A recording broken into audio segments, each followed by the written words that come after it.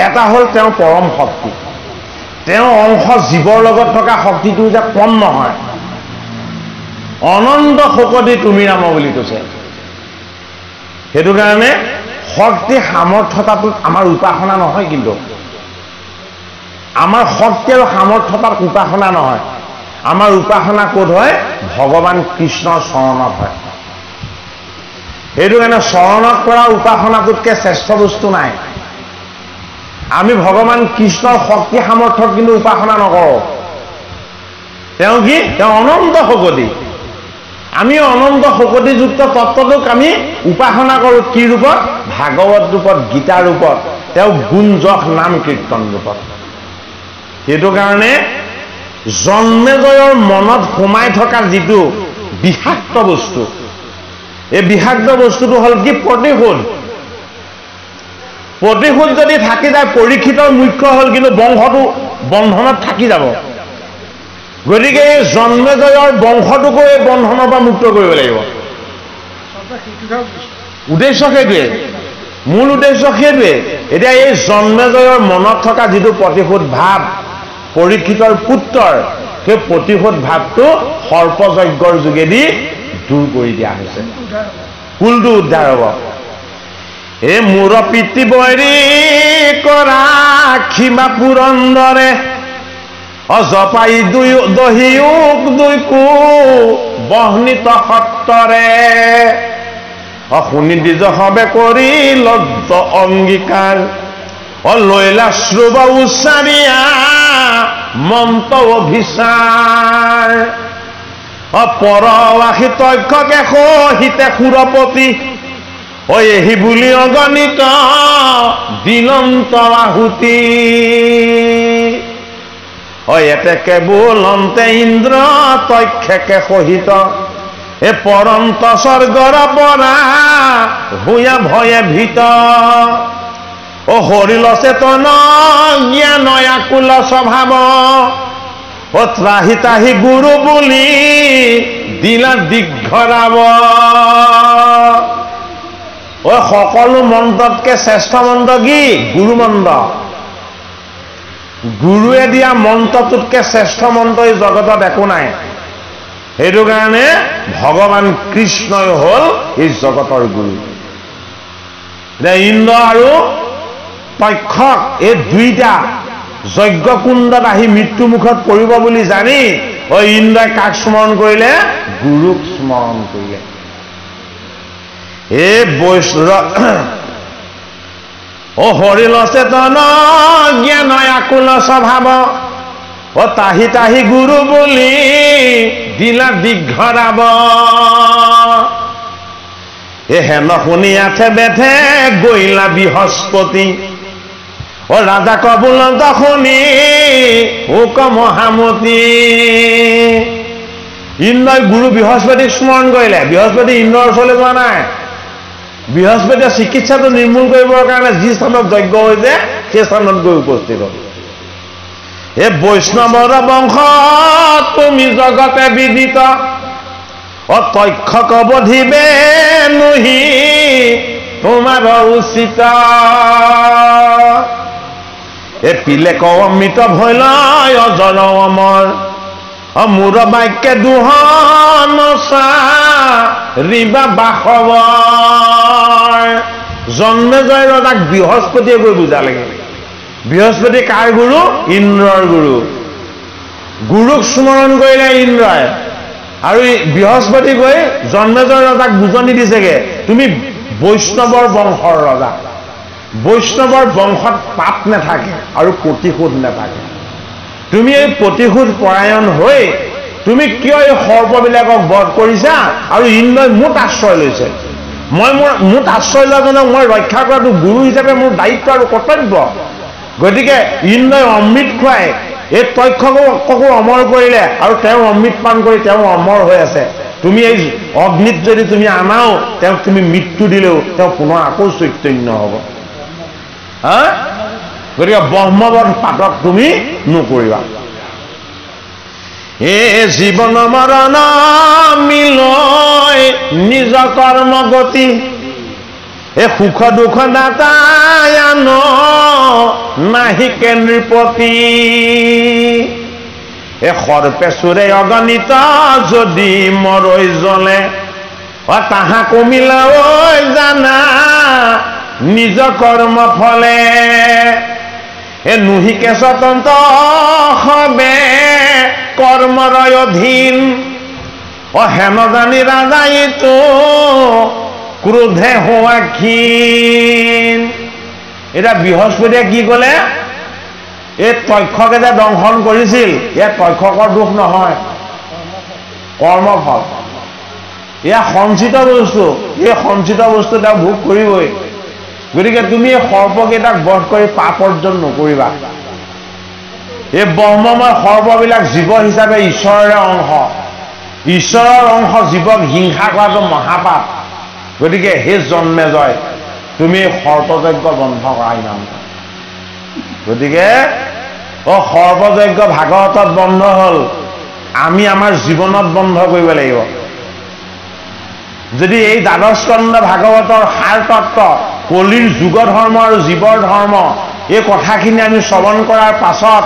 জন্ম হৈ মৃত্যু হৈ জন্ম হৈ মৃত্যু হৈ এই জগতৰ আয়াদাত চক্কলে আহি থকা আমি প্ৰত্যেকেই জন্মেজয়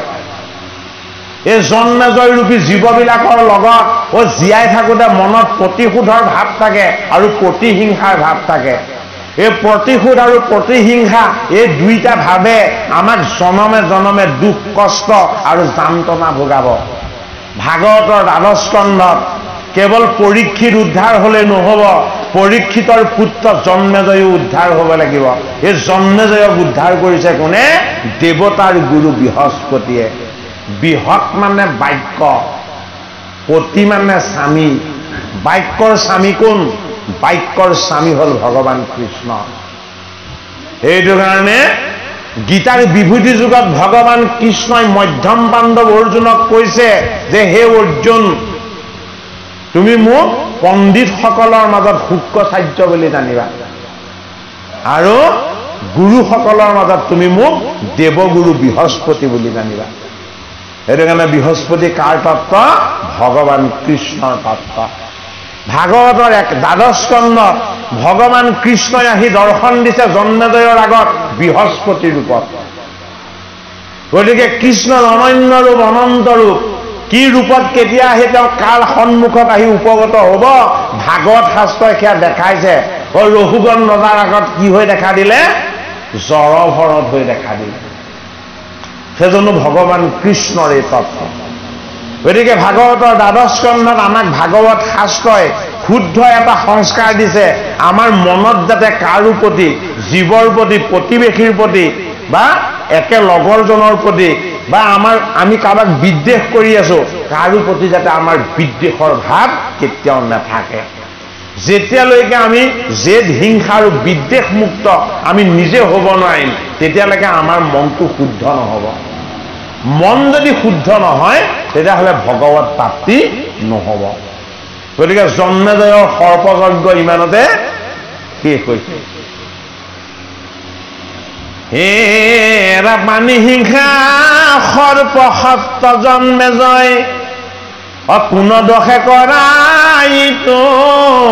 সৰ্পৰ পলয় মিছাতেহে ধৰা তুমি ইটো অপৰাধ ললাতে লিখিত ফল দৈবে নাহিবাদ এ শুনি জন্মেজয় পাছে গুণীয়া মনত এৰিলন্ত সৰ্প সত্ৰ গুৰুৰ বাক্যত বসাই আশাদৰে পাদ্য অঘ্য দিলা দান কৰিলানি প্ৰতি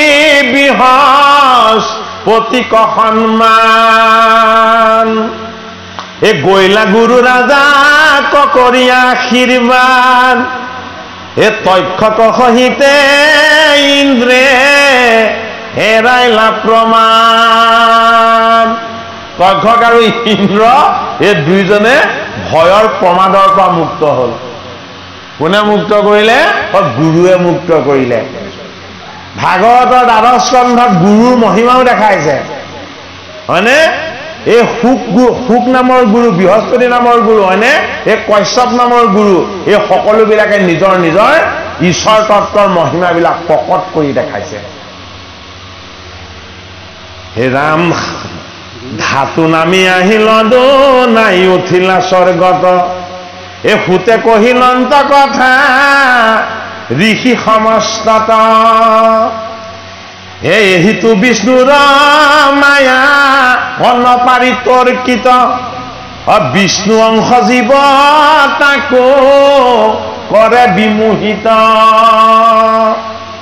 শ্ৰুতি জ্ঞান গুচি মহামিলৈ ক্ৰোধমোহ, হে অন্য অন্য দেহত চৰৈ মহাদ্ৰোহ, যাবে কৃষ্ণ ৰূপকন কৰে নিৰপন, যাবকন ধৰৈ তান অৰুণ চৰণ, যাবে নোহে তান্ত এক শৰণ সাক্ষাৎ, নেৰাই তাবে দুৰ্জয় মা ইয়াৰ নেৰে হাত, এ পৰম সুহৃদ ভাৱৱানত নকৰে, এ কৃষ্ণে প্ৰাণ আত্মা বুলি যিটো জনে ধৰে, কৃষ্ণৰ চৰণে সেৱা নচাৰৈ মনত, সেহি নৰতৰৈ মায়া ইটো সংসাৰত, এ বিষ্ণু পদ পাৱৈ গয়া সেহি নৰোত্তম, দেহত গেহত যাৰ নাহি অহম, এ সবাতো বিয়াপি আছা পুৰুষ পুৰাণ, এ জানি হৰি বুদ্ধি কৰা সবাকো সন্মান, এ কাৰো লগে আতিশয় নকৰি বিবাদ, একো এপানি ক মনে নেদিয়া বিষাদ, দেহৰ নিমিত্তে এৰিবে ক বৈৰবুদ্ৰী, তে দেখে কৃষ্ণক পাই চিত্ত হৈ সুধি, নমো নমো কৃষ্ণ দ্বৈপায়ন মহাৰিষি, যাহাৰ প্ৰসাদে শাস্ত্ৰ জানিলো হৰিষি, নমো ব্যাস হোত হোক গুৰুক আহ্লাদে, পাইলো মহাভাগৱত যাহাৰ প্ৰসাদে, আঙ্গুলি নি দেখি মোক দেখাইলা স্নেহত, এতে গতে কণ্ঠাগ্ৰত ভৈলা ভাগৱত, এই সুতে শুকৰ শিষ্য হৈ শৌনক আদি সহস্ৰ ঋষিক নৈমিষ ক্ষেত্ৰত এই ভাগৱত কথা কৈছে। এই নৈমিষ ক্ষেত্ৰত ভাগৱত কৈ যেতিয়া এই সৰ্পযজ্ঞৰ কথা সমাপ্ত কৰিলে, তেতিয়া গুৰু সুতে শৌনক আদি সহস্ৰ ঋষিক কৈছে যে তোমালোকৰ মনটো ভগৱান কৃষ্ণৰ চৰণত দিয়া, তোমালোকৰ প্ৰাণটো তোমালোকে কৃষ্ণৰ কথাত দিয়া, আৰু তোমালোকৰ মন আৰু প্ৰাণ এই দুইটা বস্তু যদি কৃষ্ণ কথাত থাকে তেতিয়াহ'লে হে ঋষিসৱ তোমালোকৰ মন বাক্য আৰু তোমালোকৰ দেহ এই তিনিটা বস্তু শুদ্ধ হ'ব। ভগৱান কৃষ্ণৰ অমৃতময় কথাৰ ভাগ যে তোমালোকে পালা, এতিয়া মই তোমালোকক কওঁ কি ধন্য বৈষ্ণপায়ন লিখি, বোলে কিয় জন্মেজয়ক মহাভাগৱত কীৰ্তন কৰি শ্ৰৱণ কৰালে, ধন্য মোৰ গুৰু ভগৱান শুক, বোলে কিয় পৰীক্ষিতক ভাগৱত তেওঁ কীৰ্তন কৰি শ্ৰৱণ কৰালে, আৰু মোৰ সহস্ৰমনা মোৰ গুৰু শুকৰ চৰণত, বোলে কিয় তেওঁ আঙুলি টোৱাই মোক কৈ দিছিলে তোমাৰ এই ভাগৱত শাস্ত্ৰ আৰু সমস্ত পুৰাণ কণ্ঠাগ্ৰত হ'ব বুলি, আৰু তেওঁৰ আশীৰ্বাদত এই ভাগৱত শাস্ত্ৰ মোৰ কণ্ঠগত হ'ল। গতিকে গুৰুৰ কিমান শক্তি ভাগৱতৰ দ্বাদশ স্কন্ধত আমাক সেয়াও দেখাইছে। গোটেই জীৱনটো ভাগৱত পঢ়ি থাকিলেও কেতিয়াও ভাগৱত শাস্ত্ৰভাগ কোনেও শেষ কৰিব নোৱাৰে জানি বুজি, কিন্তু শুক নামৰ গুৰুৱে সুত নামৰ শিষ্যক আঙুলিটো এবাৰ আশীৰ্বাদ দি দিছিলে যে তোমাৰ এই 18 পুৰাণ কি হ'ব, তোমাৰ কণ্ঠাগ্ৰত হ'ব। সেইটো কাৰণে কি হ'ল, এই সুতৰ এই ভাগৱত কণ্ঠগত হৈ গ'ল। শুকে ভাগৱত শাস্ত্ৰ সন্মুখত লৈ চাই কোৱা নাই, শুকে চকু মুদি কণ্ঠত থকা ভাগৱত কৈ আছে।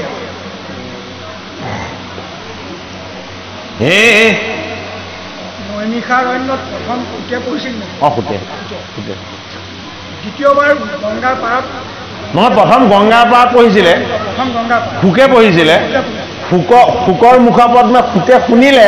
সুতে আকৌ ঋষিসকলৰ লগত বহি নুশুনিলে সুতে শুনিলে 1 যোজন আঁতৰত বহি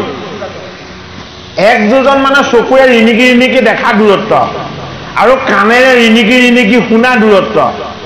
সিমান দূৰত্বত বহি অকুলীন সুতে এই ভাগৱত শুনি আছে তেওঁৰ এটা নাম কি উগ্ৰসভা তেওঁ কৰ্ণৰ ৰন্ধাৰে ভাগৱত নুশুনে কিহেৰে শুনে আত্মাৰে শ্ৰৱণ কৰিছিলে সেইটো কাৰণে আত্মাৰ শক্তিটো অনন্ত এই ভাগৱত আত্মাৰ শক্তিযুক্ত ঈশ্বৰ শাস্ত্ৰ সেইটো কাৰণে পৰমাত্মাৰ সমস্ত শক্তি সামৰ্থ্য এই ভাগৱততে নিহিত হৈ আছে সেইটো কাৰণে সুতক কি কৰিলে আঙুলিটোৱে আঁতৰৰ পৰা সুকে গুৰুৱে কৈ দিলে যে তুমি যে ইমান একান্ত চিত্তে ইমান আঁতৰত থাকিও মোৰ মুখপদ্মে এই বৈকুণ্ঠৰ কল্পটোৰ ভাগৱত শাস্ত্ৰ শ্ৰৱণ কৰিলা মই তোমাক আশীৰ্বাদ দিছো বোলে কি এই ভাগৱত তোমাৰ কণ্ঠাগত হ'ব আৰু পাছত সেইটো কাৰণে পৌনকাদি সহস্ৰ ঋষিয়ে যেতিয়া ভাগৱত শ্ৰৱণ কৰিবলৈ বিচাৰিলে নৈমিষ ক্ষেত্ৰত সুকক গৈ প্ৰথমতে ক'লেগে সুকে কি বুলি ক'লে বোলে মই বৃদ্ধ হলো মই আৰু এতিয়া তোমালোকক ভাগৱত নকওঁ এই বৃদ্ধটো বয়সৰ বৃদ্ধ নহয় সত্যত জন্ম তেতাত শৰণ দাপৰত পিতৃৰ পৰা ভাগৱত শাস্ত্ৰ শিকিছে আৰু কলিৰ সন্ধ্যাত এই সুকে ভাগৱত যেতিয়া কীৰ্তন কৰে সুক তেতিয়া 1600 বছৰীয়া তৰুণ যুৱক সত্যতে জন্ম তেতাত জনকৰ ওচৰত শৰণ লৈছে দাপৰত পিতৃৰ ওচৰত ভাগৱত শাস্ত্ৰ পঢ়িছে আৰু কলিৰ সন্ধ্যাত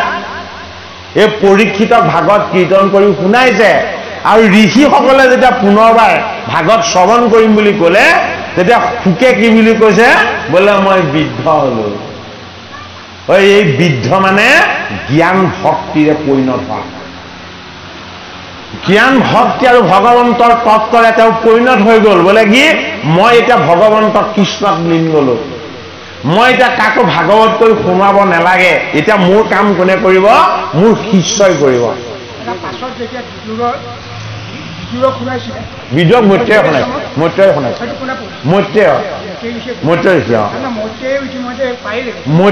মৈত্ৰেয় পৰাশৰ পৰা পাইছিলে আগতেই পাইছে ন দুটা কুলৰ পৰা পাইছে সেইটো কাৰণে কথাখিনি বৰ খেলি মেলি লাগে এতিয়া ভাগৱত শাস্ত্ৰৰ এটা বৰ ডাঙৰ তাত্ত্বিক মহিমা আছে এই শাস্ত্ৰ ভাগ আমি ভাবিছো বেলেগ বেলেগ সময়ত কৈ আছে নহয় গংগাৰ পাৰত সুকে কৈ আছে নৈমিষ ক্ষেত্ৰত সুতে কৈ আছে অনন্তনাকে 4 সিদ্ধক কৈ আছে সৃষ্টিকৰ্তা ব্ৰহ্মাক শ্ৰী নাৰায়ণে কৈ আছে সৃষ্টিকৰ্তা ব্ৰহ্মাই দেৱঋষি নাৰদক কৈ আছে সকলোকে একেলগে কৈ আছে